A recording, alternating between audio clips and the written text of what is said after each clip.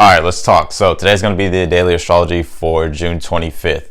And I'm pretty sure you guys are like, why is Austin standing and talking about astrology? I know I do a lot of readings, but I do also study a lot of astrology, especially within the past year. I've been studying astrology pretty deeply.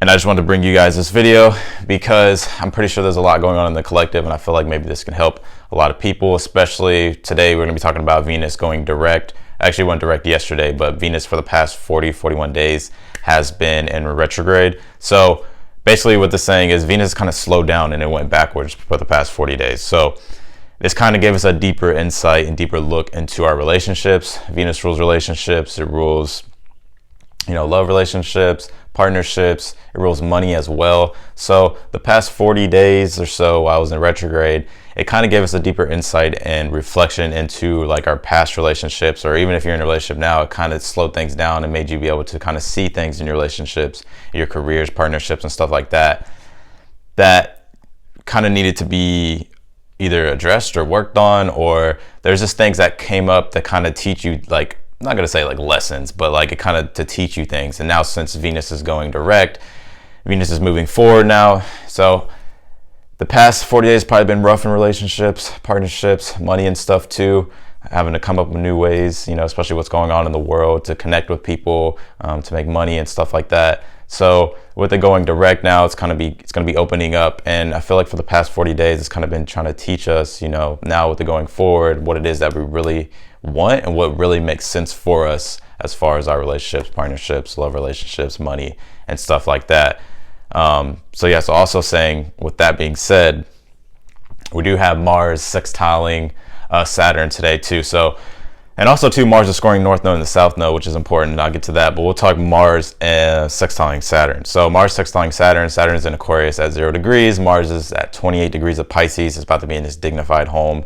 And Aries and Saturn is about to retrograde back into Capricorn, into its home as well. So Mars is sextiling Saturn rules achievement. So it's about restriction, limitation, and it's all about implementation and being structured, right? So Mars rules the masculine, it rules drive, direction. It's very passionate, wants to go after what it wants. So when these two sextile, it's trying to help us implement things and get structured to use that Mars energy to achieve things. So as far as like what's going on in your life, like what it is that you're trying to achieve, what it is that you want to get done, that needs more implementation and structure, that's going to be helping you, Mars and Saturn sextiling, to help you get things done. But I wanted to talk to Mars squaring the North Node and the South Node. If you don't know what the North Node is or the South Node, you never heard of it. The North Node is the ecliptic point of the sun and the moon, and where they eclipsed on an Earth's orbit. So North Node is in Gemini. North Node is trying to get you on your divine calling in life. It's trying to make you where it is that you're supposed to be destined to go in your life. It's trying to help you with it being in Gemini, be open to the duality of things, because Gemini rules duality. It's trying to basically make you kind of look at all the facts, gather information, gather data, and then make decisions, because the South Node rules kind of like the comfortable spot that we all kind of sit in. It rules the subconscious holding patterns and stuff like that. So with the South Node being in Sagittarius is very alike as Gemini, but Sagittarius tends to be really deeply rooted and passionate in its direction, in its beliefs about things happening after, like when it's trying to go after the things that it wants. But the only fall position is it's in the South Node, and the South Node rules, of course, kind of like your holding patterns, the comfortable thing, or you being comfortable and just like being stuck in certain beliefs. And the North Node is trying to open you up, to make you look at all the information, gather all the information, get the facts, and then take action to kind of get you out of this, stuck holding pattern of kind of feeling like optimistically things are just going to come in. So the North Node is in Gemini with Venus in Gemini, which Venus just went direct, like I just said. So when it comes to relationships and stuff like that, like the North Node is trying to help you be open to every side of relationships, in your relationships, being open to different, being open to different things, being open to different viewpoints of your partners, of your relationships, your friendships, people in your life, and also to career, like different ways of looking at things to help get what makes I'm not gonna say perfect sense, but what makes the most sense for you, and then so that way you can get on your destiny, your divine calling point, to help you move forward in your life to make the best decisions. Today also, which is cool. We have the moon in Virgo. We just had a lot of eclipses. Well, not a lot. We have 2. We still have 1 more coming up in a couple weeks. But the moon's in Virgo too. So after the, sorry y'all, my phone's about to die. But yeah, so the moon's in Virgo. Moon being in Virgo today.